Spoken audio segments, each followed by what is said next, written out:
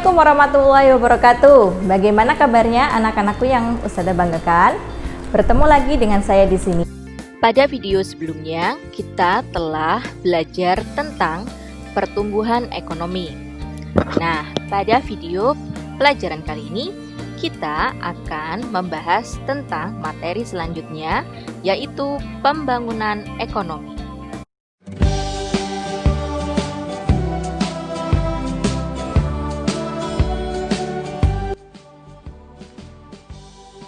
Amatilah lingkungan sekitar Anda.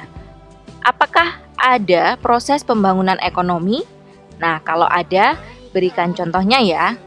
Pembangunan ekonomi itu sendiri tidak hanya melihat dalam pertumbuhan PDB saja, seperti halnya pertumbuhan ekonomi.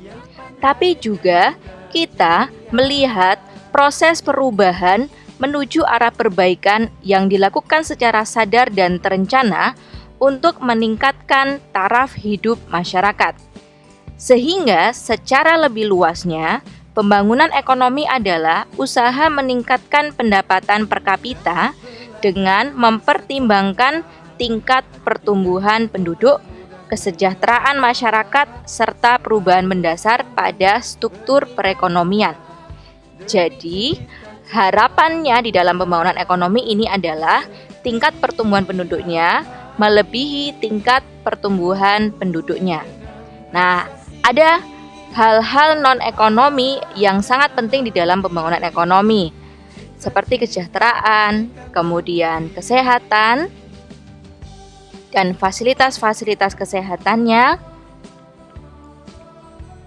kemudian pendidikan, sehingga dari pendidikan tersebut dapat meningkatkan kualitas sumber daya manusia, serta pembangunan berkelanjutan dan terintegratif. Apa saja faktor yang mempengaruhi pertumbuhan ekonomi? Yang pertama adalah adanya sumber daya alam yang berperan sebagai bahan baku dan sumber energi bagi kegiatan ekonomi. Contohnya adalah emas dan lain sebagainya.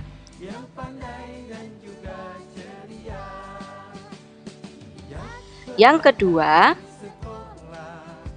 yaitu kualitas sumber daya manusia, karena hal ini menjadi faktor penting dalam pembangunan ekonomi, di mana seharusnya kualitas melebihi kuantitas penduduknya. Sumber daya manusia tidak hanya berbentuk fisik saja, tetapi dapat berupa ide, gagasan kreatif, keterampilan, dan sikap mental positif.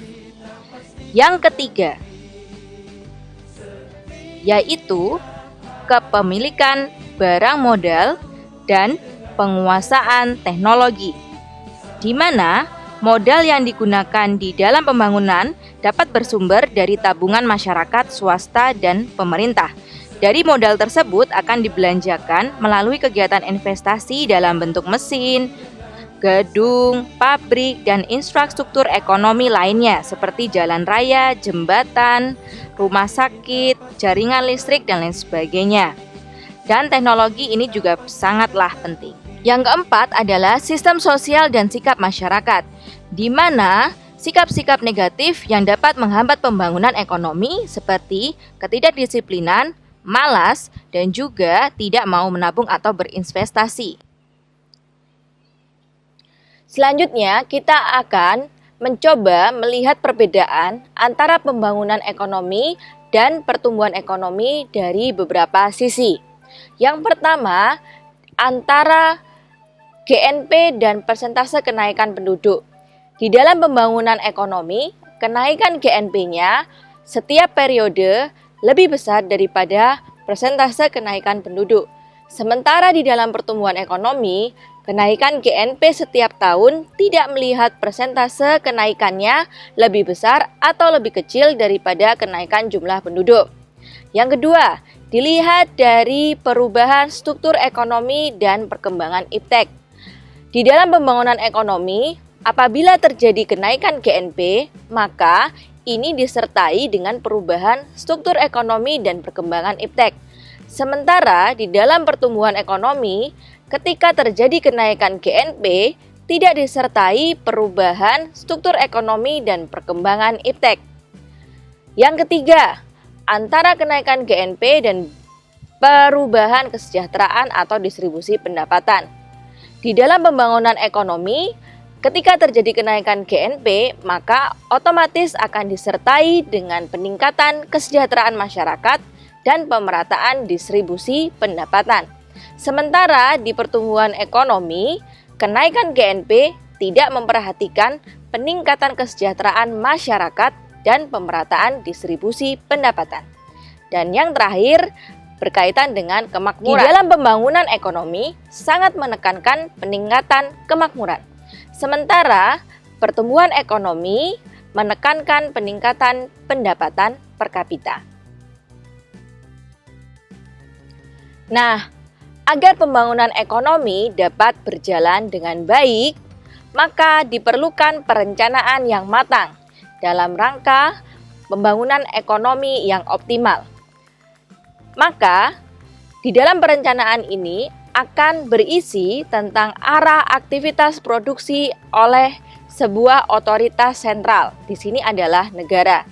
Dan di dalam perencanaan tersebut juga ada pengendalian dan pengaturan perekonomian dengan sengaja oleh suatu penguasa pusat untuk mencapai suatu sasaran dan tujuan tertentu dalam jangka waktu tertentu pula.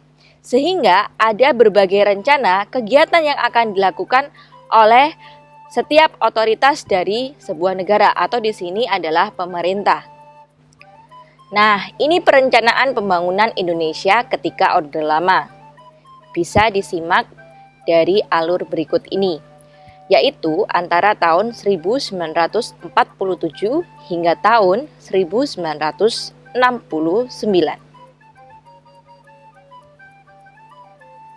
Setelah Orde Lama berakhir, maka muncul orde selanjutnya, yaitu Orde Baru, di mana di dalam Orde Baru ini terdapat jenis perencanaan pembangunan yang berbeda daripada orde yang lama.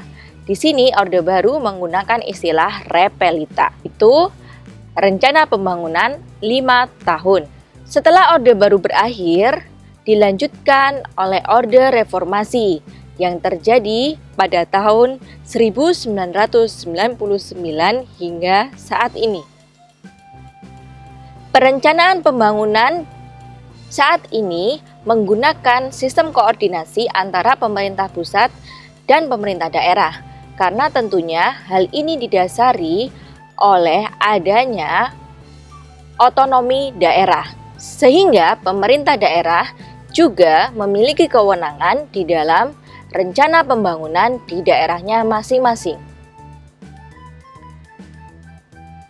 Tentunya di dalam pembangunan ekonomi, kita juga harus memperhatikan masalah-masalah yang bisa terjadi di dalam pembangunan ekonomi khususnya di negara berkembang. Seperti ketergantungan pada sektor pertanian primer, rendahnya tingkat produktivitas, ketergantungan yang besar dan kerentanan dalam hubungan internasional, pasar dan informasi yang tidak sempurna, tingginya tingkat pengangguran, rendahnya tingkat kehidupan atau kesejahteraan, dan juga tingginya pertambahan penduduk.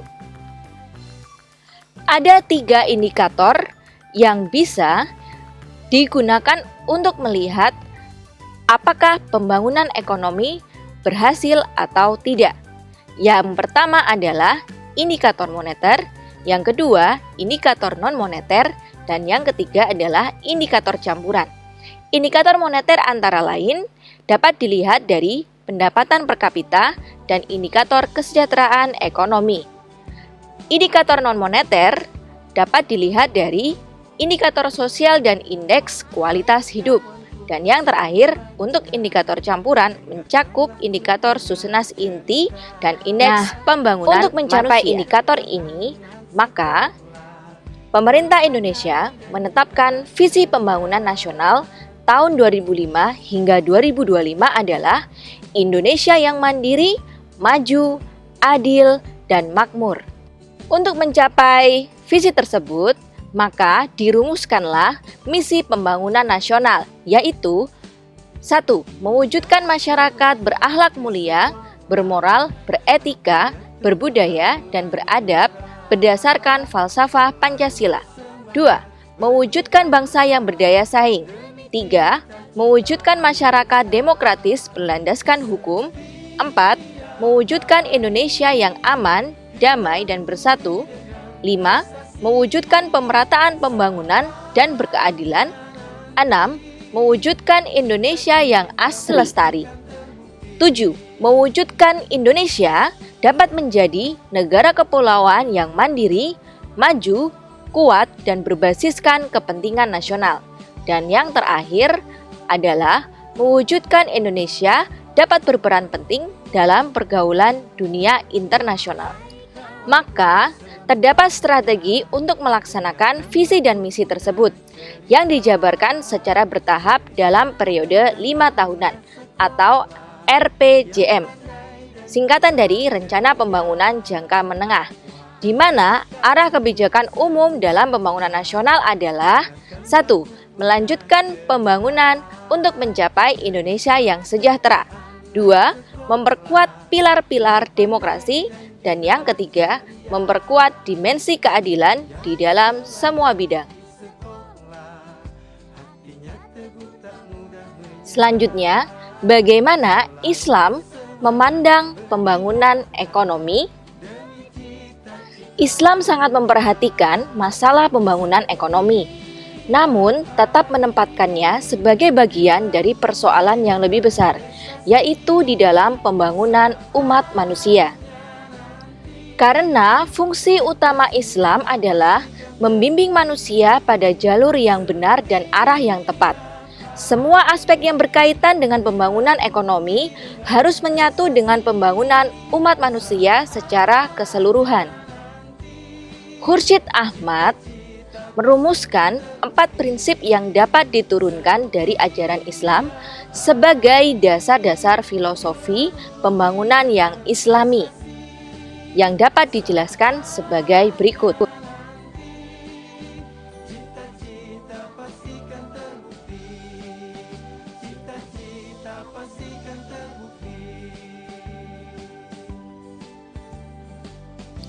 Prinsip yang pertama yaitu tauhid, yang meletakkan dasar-dasar hubungan antara Allah Ta'ala dan manusia, serta manusia dengan sesamanya.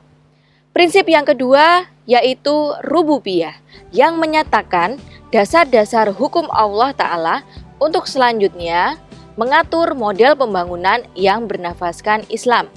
Yang ketiga yaitu khalifah, yang menjelaskan status dan peran manusia sebagai wakil Allah SWT di muka bumi. Pertanggungjawaban ini menyangkut manusia sebagai muslim maupun sebagai anggota dari umat manusia. Dari konsep ini lahirlah pengertian tentang perwalian, moral, politik, ekonomi, serta prinsip-prinsip organisasi sosial lainnya. Dan prinsip yang keempat adalah tazkiyah, di mana misi utama dari utusan Allah SWT adalah mensucikan manusia dalam hubungannya dengan Allah SWT, dengan sesamanya, alam lingkungan dan masyarakat, serta negara. Selanjutnya, Khursyid Ahmad menegaskan bahwa konsep pembangunan yang Islami sebenarnya dapat ditarik dari konsep tazkiyah, yang berarti penyucian terhadap sikap dan hubungan di muka bumi. Hasil dari tazkiyah adalah falah, yaitu sukses di dunia maupun di akhirat. Keempat, asas atau prinsip tersebut secara substansial telah terimplementasi di dalam Pancasila yang merupakan dasar dan ideologi negara Indonesia. Kesemuanya itu akan mewujudkan pembangunan yang berkelanjutan. Konsep pembangunan berkelanjutan pada hakikatnya adalah pelaksanaan atas rububiyah, yakni asas pendidikan, pemeliharaan, dan kontinuitas menuju kepada kesempurnaan, seperti sifat ilahiyah. Dengan demikian, apabila keempat nilai yang dirumuskan oleh Khursyid Ahmad tersebut dapat direalisasikan dalam pembangunan ekonomi yang dibangun di Indonesia, maka negara akan dengan mudah mewujudkan cita-cita bangsa, yaitu negara yang sejahtera dan berkeadilan, sehingga kita dapat melihat negara Indonesia dapat menjadi negara yang baldatun, thayyibatun, wa rabbun ghafur. Amin Allahumma amin. Demikian pembahasan kali ini. Sehingga materi pertumbuhan dan pembangunan ekonomi telah kita bahas secara tuntas. Semoga dapat menjadi ilmu yang bermanfaat. Terima kasih. Sampai jumpa di pembahasan materi selanjutnya. Wassalamualaikum warahmatullahi wabarakatuh.